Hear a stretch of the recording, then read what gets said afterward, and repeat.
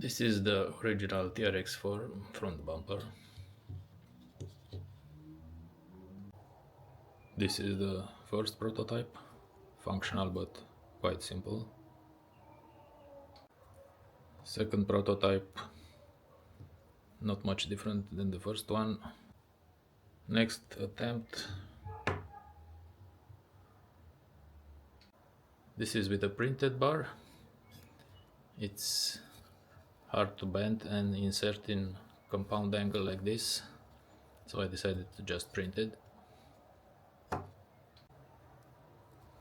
And so on and so forth until this one, which is the latest and almost final.